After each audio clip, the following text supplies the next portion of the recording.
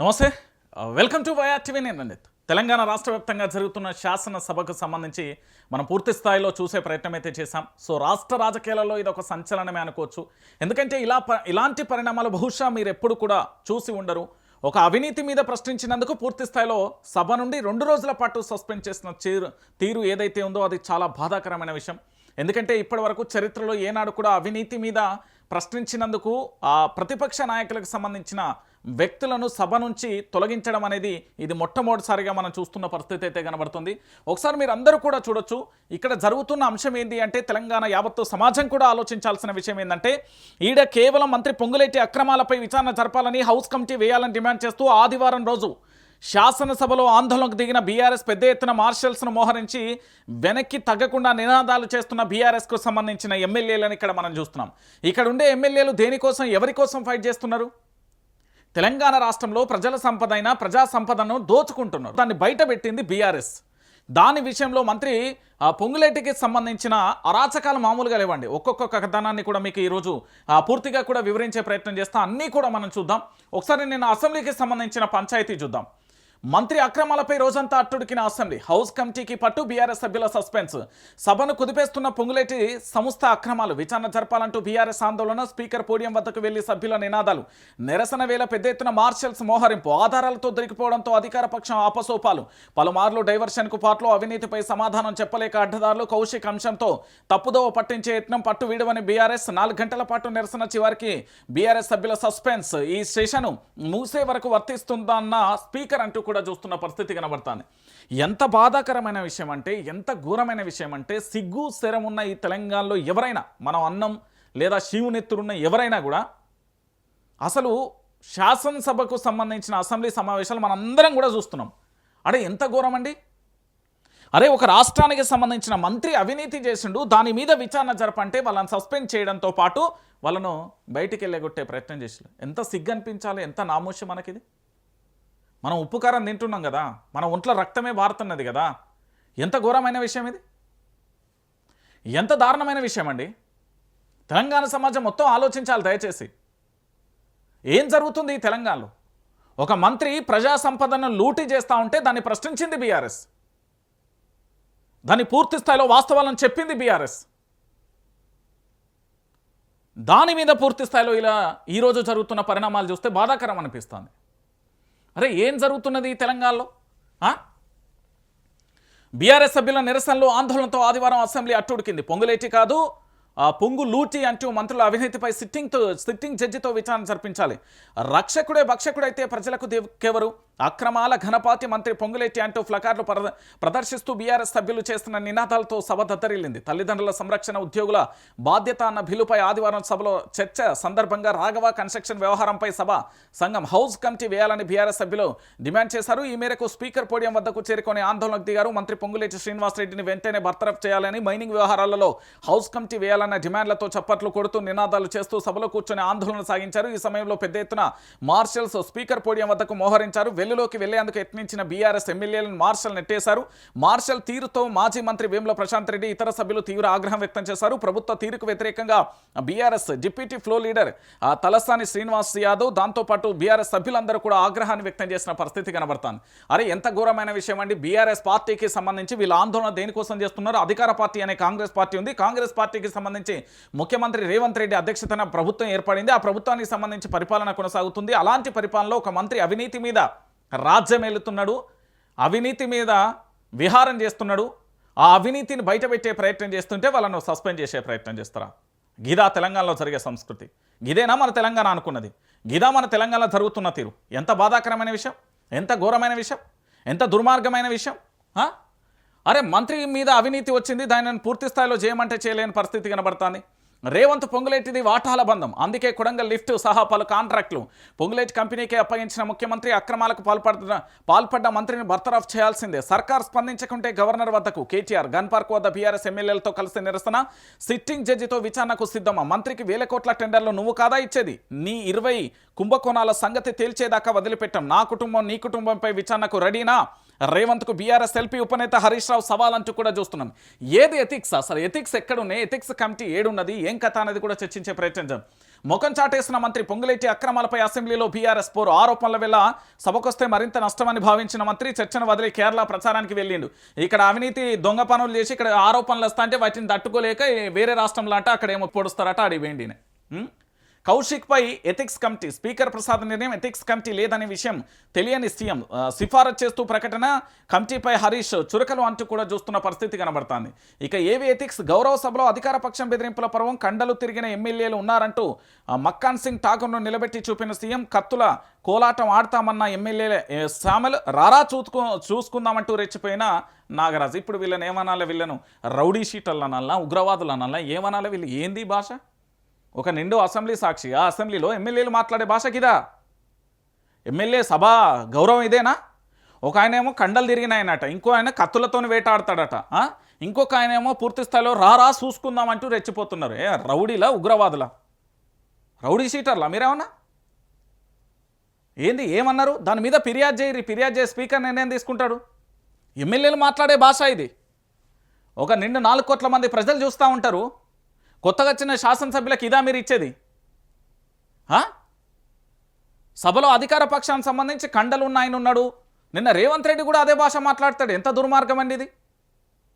అరే అసెంబ్లీ సాక్షిగా జరిగే పరిస్థితులు గిదా? అసెంబ్లీ అనుకుంటున్నారా, లేకపోతే అదేమన్నా ఆ రౌడీ షీటర్ల వ్యవస్థ అనుకుంటున్నారా? మా దగ్గర కండలు తిరిగిన ఆయన ఉన్నారని బెదిరింపులు, ఇంకొక ఆయన కత్తులతో కోలాటం. ఏం కోలాటం ఆడతావా ఎమ్మెల్యే శ్యామల్? నీ నీ నియోజకవర్గంలో పరిస్థితి ఏంది? ఆ ఇసుక దందా పంచాయతీ ఏంది? కమిషన్ల పంచాయతీ ఏంది? నీ ఎన్ని వీడియోలు బయటికి రాలే? రారా చూసుకుందాం రెచ్చిపోయినా. నాగరాజు నీ నియోజకవర్గం పరిస్థితి ఏంది? 6 గ్యారెంటీలు, 13 అంశాలు, 420 హామీలు అమలు చేసినవా? మీ యొక్క కండల తిరుగుడు, మీ పౌరసత్వం ఇంకేమన్నా ఉంటే మీ యొక్క ఒంట్లో ఉన్న శక్తి, మీ కండలు, మీ అన్నీ కూడా చూపెట్టాల్సింది ఈడ సభల కాదు. 6 గ్యారెంటీలు, 13 అంశాలు, 420 హామీలు ఏవైతే ఉన్నాయో వాటిని నిరూపించుర్రి, వాటిని అమలు చేయర్రి.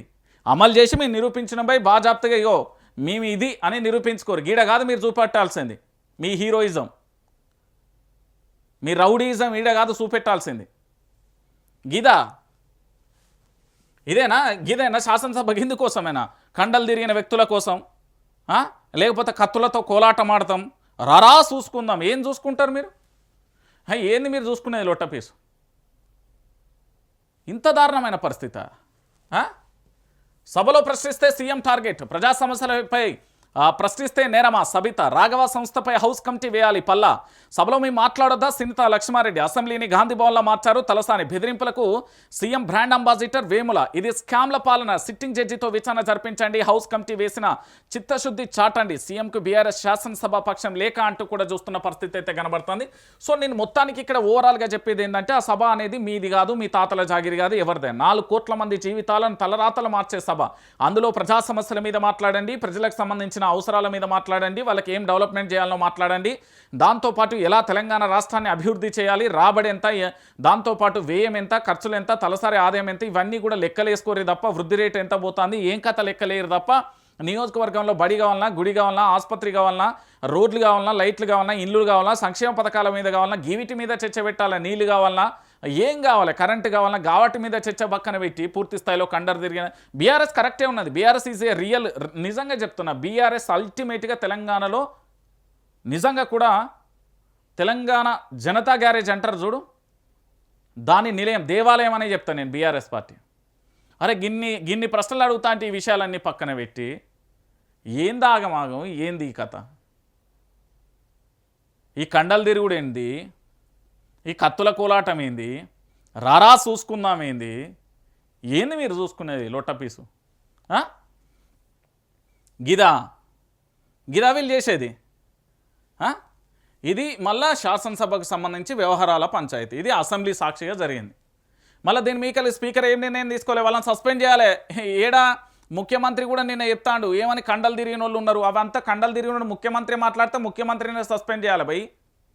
అది బెదిరింపులోకి రాదా? మా మీద ఉత్తుత్తగానే ఎఫ్ఐఆర్లు రాస్తారు కదా, ఇప్పుడు ఎఫ్ఐఆర్లు రాయిర్రి. పోలీసుల యూనిఫామ్లో ఇంకే ఉంటే ఒంటి మీద ఉన్నది పోలీసు యూనిఫామ్ అయితే ఎఫ్ఐఆర్లు నమోదు చేయర్రి. ఈ కత్తులతో కోలాటం ఆడతామన్న ఎమ్మెల్యే శ్యామల మీద రారా చూసుకుందామన్న ఆ నాగరాజు మీద డిపార్ట్మెంట్ మీద నమ్మకం ఉంటే ఇప్పుడు ఎఫ్ఐఆర్లు చేయరు మీరు. గింత న్యాయమా, గింత అడివా, ఇదా దారుణం. ఇక ఈ పరిస్థితి ఇట్లున్నదా? ఇగో చూడు, గీదేని గురించి మాట్లాడంటే మాత్రం మాట్లాడరు. కేసీఆర్ వెలుగులకు కాంగ్రెస్ గ్రహణం, కరెంటు ఫుల్లు, సప్లై డల్లు.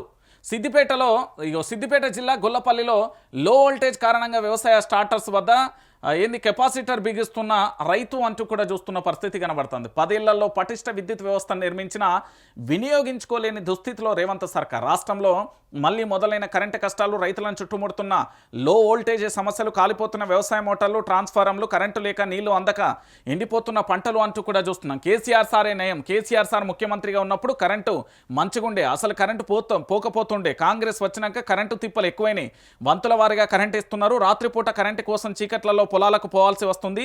ఇక రైతు నిజామాబాద్ జిల్లా మైలారానికి సంబంధించిన రైతు బాలసాయిలు చెప్తున్న విషయం ఇది. ఉమ్మడి రాష్ట్రంలో కరెంటు కోతలు, పవర్ హాలిడేస్లో నిత్యకృత్యం విద్యుత్ వ్యవస్థను గాడిలో పెట్టేందుకు సమైక్య ప్రభుత్వాలు కనీస ప్రయత్నం చేయలేదు. కేసీఆర్ పాలనా పగ్గాలు చేపట్టిన తర్వాత పరిస్థితిని చక్కదిద్దారు. విద్యుత్ రంగాన్ని సంస్కరించారు. పటిష్టమైన వ్యవస్థను తయారు చేసి నిరంతర విద్యుత్ను వెలుగులు పంచారు. 10 ఏళ్ల తెలంగాణ అందిపుచ్చుకున్న విద్యుత్ వ్యవస్థను ప్రస్తుతం రేవంత్ రెడ్డి సర్కార్ వాడుకోలేకపోతుంది. ఫలితంగా కరెంటు కష్టాలు మళ్లీ మొదలయ్యాయి. కరెంటు కోతలు సరిపడా లేకుండా, కోత లేకుండా కేసీఆర్ సర్కార్ చూస్తే కరెంటున్న సరఫరా చేయలేని స్థితిలో కాంగ్రెస్ ప్రభుత్వం కొట్టుమిట్టాడుతున్నది అనేది ప్రధానమైన ఎపిసోడ్. నేనేమంటున్నానంటే కేసీఆర్ ప్రభుత్వం ఎందుకు బాగుండే అంటే గిందికే బాగుండే. మీరు అవునన్నా కాదన్నా నిజం భయ్. కేసీఆర్ 10 ఏళ్ల పాలనలో ఎండాకాలంలో కరెంటు పోలే.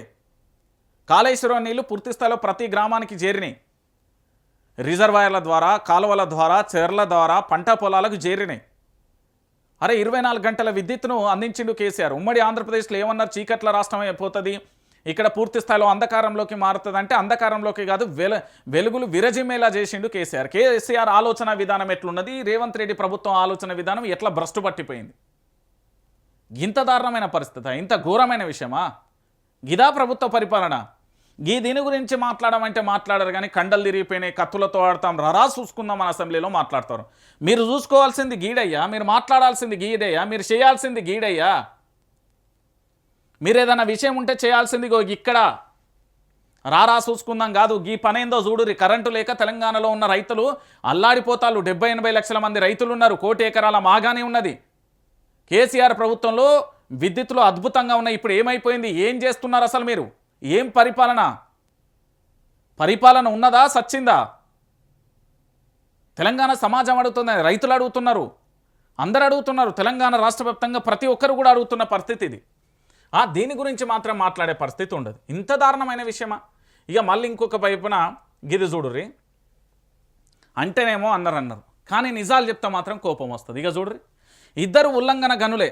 ప్రభుత్వ భూములలో సర్కార్ పెద్దల మైనింగ్ల దందా, వారి శాఖల చట్టాలనే తుంగలో తొక్కుతూ భూపందరం. హెచ్ఎండిఏ నిబంధనలకు విరుద్ధంగా భూ కేటాయింపులు, 3,000 కోట్ల విలువైన భూములు ప్రైవేట్ పరంకు ధారాతత్వం. నియోపోలిస్లోని 17 ఎకరాలు సీఎం బంధువులకు. జే నుంచి 6 వరకు ప్లాట్లు. భాగ్యలక్ష్మి మైన్స్కు గతంలో ఎకరాకు 180 కోట్లకు అమ్ముడైన భూములు. 10 ఎకరాలు కోరితే 17 ఎకరాలు అప్పగించిన హెచ్ఎండిఏ ఎకరాలు. 10 ఎకరాలు అడిగితే 17 ఎకరాలు అప్పగించిందట. వారవ్వా, ఏం కథ వీళ్ళది. అధికార కాంగ్రెస్ అక్రమాల డొంక కదులుతుంది. ప్రభుత్వ పెద్దలే నిబంధనలను తుంగులో తొక్కి భూదందాలలో తలమూలకలవడం దుమారం రేపుతుంది. రాఘవ కన్స్ట్రక్షన్ అక్రమాల పర్వం ఇంత అంతా కాదు. ఎక్కడ జాగా కనబడినా ముందుగా మంత్రి గారి కంపెనీ దిగిపోవడం, అనక భూములను ఆక్రమించడం, అధికారాన్ని అడ్డం పెట్టుకుని ప్రభుత్వ రికార్డులనే మార్చేయడం పక్కా ప్రణాళికతో నడిపిస్తున్న వ్యవహారం ఇది. అమాత్యుడి అక్రమాలను ముఖ్యనేత వంత పాడుతున్నది వాటాల వల్లే అనేది సుస్పష్టం. హెచ్ఎండిఏలో వేలం వేయాల్సిన 17 ఎకరాలు మార్గదర్శిలే లేకుండా సీఎం బంధువులు క్రషర్ కోసం దారాదత్తం చేశారనే ఆరోపణలు వెలువెత్తుతున్నాయి. ఇప్పటికే మంత్రి పొంగులేటి కుటుంబం కొత్వాల్గూడలో క్రషర్ ముసుగులో అక్రమాలను తెరలేపింది. అటు పురపాలక శాఖ, ఇటు రెవెన్యూ శాఖ 2 ఉల్లంఘన గనులకు ఊతమిచ్చే విభాగాలు అంటూ కూడా చూస్తున్నాం. ఇక క్రషర్ ముసుగు అక్రమాలకు అడ్డు. ఉమ్మడి రాష్ట్రంలో దిల్ కంపెనీకి ఇచ్చిన భూములను స్వరాష్ట్రంలో స్వాధీనం చేసుకున్న కేసీఆర్ ప్రభుత్వం రికార్డులలో నేటికి ప్రభుత్వ భూమిగానే 350 ఎకరాలు పాత అసైనీలను ముందు పెట్టి రాఘవ కన్స్ట్రక్షన్ డ్రామా. క్రషర్ ఏర్పాటు వెనుక భూముల కైవసం చేసుకునే కుట్ర. కొత్వాల్ కూడా అక్రమ క్రషర్ ఎపిసోడ్లో కొత్త కోణం అంటూ కూడా చెప్తున్న పరిస్థితి కనబడుతుంది. మింగుతున్నారు, మొత్తం మింగుతున్నారు. ఆంబుక్క పెట్టినట్టు పంది కుక్కలు తిన్నాడు తింటారు. ప్రజా సంపదన లూటీ చేస్తున్నారు. క్రషర్కు అసలు అనుమతి లేదు. ఉమ్మడి రాష్ట్రంలో పూర్తి స్థాయిలో దాన్ని స్వాధీనం చేసుకున్నారు. స్వాధీనం చేసుకున్నాక కేసీఆర్ ప్రభుత్వం స్వాధీనం చేసుకుంటే ఆ 350 ఎకరాలు ప్రభుత్వ భూమి, అంటే మన సొమ్ము. మన సొమ్మును లాక్కునే ప్రయత్నం జరుగుతున్నది. ఇంతకంటే దారుణం, ఇంతకంటే దుర్మార్గం ఏమన్నా ఉంటుందా? తెలంగాణ సమాజం మొత్తం కూడా ఆలోచించాల్సిన విషయం ఇది. తెలంగాణ రాష్ట్ర వ్యాప్తంగా ఉన్న నేతలందరూ కూడా ఆలోచించాల్సిన విషయం. ఇదేమి రాజ్యం, ఇదేమి రాజ్యం, దొంగల రాజ్యం, దోపిడీ రాజ్యం అన్నట్టుగా మారిపోయింది తెలంగాణ రాష్ట్రం ఈరోజు. తెలంగాణలో పూర్తి స్థాయిలో కూడా క్రషర్ ముసుగు అక్రమాలు అడుగడుగునా కూడా కనబడుతున్న పరిస్థితి ఇది. ఇంతకంటే దారుణం, ఇంతకంటే ఘోరం ఇంకేమైనా పరిస్థితి ఉందో మీరే ఆలోచించుకోరు. తెలంగాణ సమాజానికి నేను మళ్ళీ చెప్తున్నా, క్రషర్ ముసుగులకు అక్రమాలకు మొత్తం అడ్డాగా మారిపోయి ప్రభుత్వం అధికారంలోకి వచ్చినాక అధికారాన్ని అండగా చూసుకొని ప్రభుత్వ భూములను కబ్జా చేస్తూ వేల కోట్ల రూపాయలకు సంబంధించిన సంపదను దోచుకొని పోతున్నారు. వీటన్నింటినీ కూడా మీ ముందు పెట్టే ప్రయత్నం చేసిన. ఇక్కడ హెచ్ఎండిఏకు సంబంధించి వేలం వేయాల్సిన 17 ఎకరాలను కూడా మార్గదర్శకాలు ఏవీ లేకుండా సీఎం బంధువులకు అప్పచెప్పిల్లట. క్రషర్ కోసం దారాదత్తం చేసిరనే ఆరోపణలు ఉన్నాయి. దీని మీద ఏమైనా ముఖ్యమంత్రి మాట్లాడతాడా? ఎందుకు మాట్లాడతారు? వాళ్ళు ఎందుకు మాట్లాడతారు? వాళ్ళు ఏం చేస్తారు? ఇక ఇది ఇట్లుంటే ఇంకొక అంశాన్ని కూడా మీరు చూడరి. తెలంగాణ రాష్ట్ర వ్యాప్తంగా ఎంత బాధాకరమైన విషయం అంటే ఇవన్నీ. ఈడ చూడరి, ఈడ చూడరి. మంత్రుల నియోజకవర్గాలకే నిధుల కోసం సీఎం మంత్రుల చుట్టూ తిరగాల. శాసనసభలో MLA Komatireddy Rajagopal Reddy hot comments. వాస్తవం ఇది.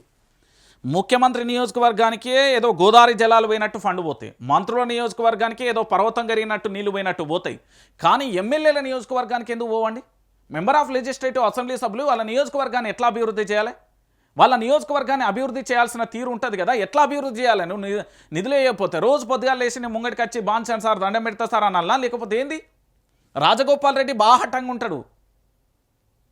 ఇక చూడు, మీరే చూడు. తెలంగాణ కాంగ్రెస్ సీనియర్ నేత మునుగోడు ఎమ్మెల్యే రాజగోపాల్ రెడ్డి మరోసారి సొంత ప్రభుత్వంపై పరోక్ష విమర్శలు చేశారు. మంత్రుల నియోజకవర్గాలకు మాత్రమే బిల్లులు వస్తున్నాయని అన్నారు. ఇక ప్రభుత్వం అంటే ఆ మంత్రులు అంటే పూర్తి స్థాయిలో కూడా మీరు అందరూ కూడా చూడరు. దయచేసి నేను చెప్పేది ఒకటే మాట, మంత్రులదే మాత్రమే కాదని ఇగో చూడరు. ఇక్కడ తెలంగాణ సమాజం మొత్తం చూడరు. ప్రభుత్వం అంటే మంత్రులది మాత్రమే కాదని ఈ సందర్భంగా ఆవేదన వ్యక్తం చేశారు. అసెంబ్లీలో బడ్జెట్పై చర్చ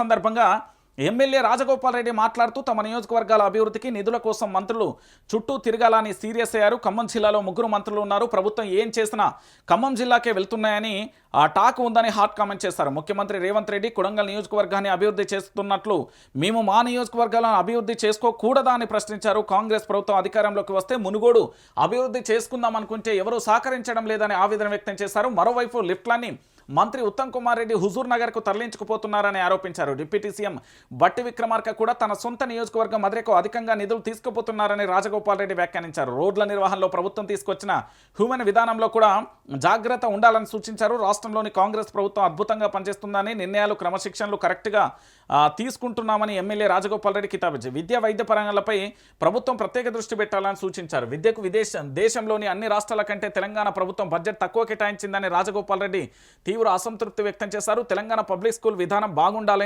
బాగుందని నియోజకవర్గానికి ఒకటి కాకుండా మండలానికి ఒక్కటి చొప్పున ఇవ్వాలని కోరారు. అదేవిధంగా యంగ్ ఇండియా ఇంటిగ్రేటెడ్ స్కూళ్లను త్వరితగతిన పూర్తి చేసి అందుబాటులోకి తీసుకురావాలన్నారు. ప్రభుత్వ ఆసుపత్రుల మీద నమ్మకం లేక రోగులు తమ ఆస్తులను అమ్ముకొని చికిత్స కోసం ప్రైవేట్కు వెళ్తున్నారని చెప్పారు. డాక్టర్లు కూడా ప్రభుత్వ జీతం తీసుకుని ప్రైవేట్ ఆసుపత్రులకు రెఫర్ చేస్తున్నారని రాజగోపాల్ రెడ్డి వివరించిన పరిస్థితి కనబడుతుంది. ఇక ఇంత అద్భుతంగా, ఇంత క్లారిటీగా ఎవరు అడగాలిగా?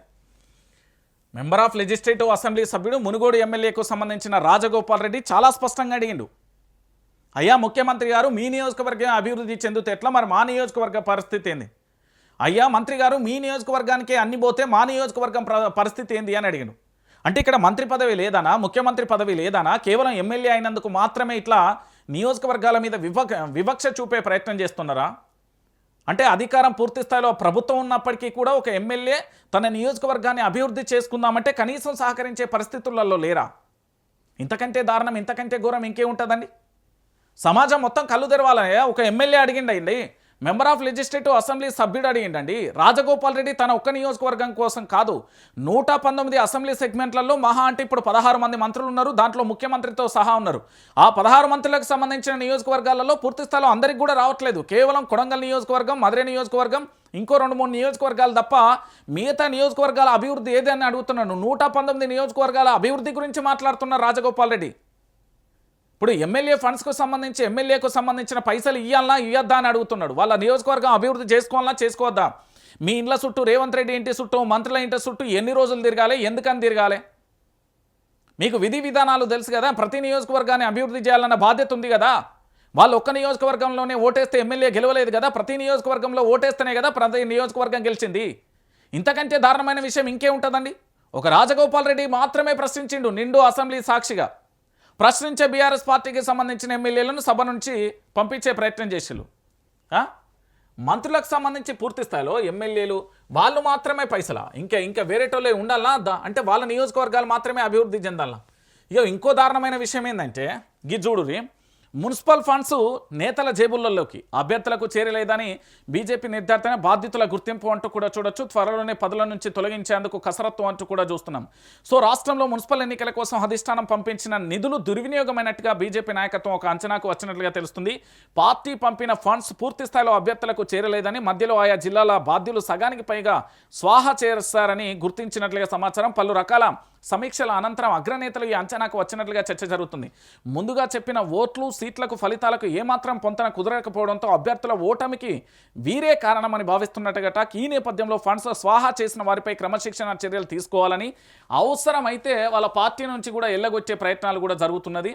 సో ఆశలు అడియాసలు అధిష్టానం అసంతృప్తి. లోక్సభ ఎన్నికలలో 36% ఓట్లతో బీజేపీ 8 స్థానాలు గెలుపొంది. అంతేకాకుండా పార్టీకి ఎమ్మెల్యేలతో పాటు ఎమ్మెల్సీలు సైతం ఉన్నారు. పట్టణ ప్రాంతాలలో బీజేపీకి పట్టు ఉందని సర్వేల ద్వారా గుర్తించగా మున్సిపల్ ఎన్నికలపై ఆ పార్టీ భారీ ఆశలు పెట్టుకుంది. గతంలో కంటే స్థానాలు పెరుగుతాయని, కొన్ని మేయర్ చైర్పర్సన్లకు కైవసం చేసుకుంటామని భావించింది. మహారాష్ట్ర మంత్రి ఆశిష్ షెల్లార్ కీలకమైన బాధ్యతలు అప్పగించింది. అనంతరం ఎన్నికల కోసం భారీగా నిధులను సమకూర్చినట్టుగా తెలుస్తుంది. అయితే ఫలితాలను చూసి నాయకులు తీవ్ర నిరాశకు కూడా గురయ్యారు. అనంతరం జిల్లాలు మున్సిపాలిటీల వారిగా ఫలితాలపై పార్టీ సమీక్షించింది.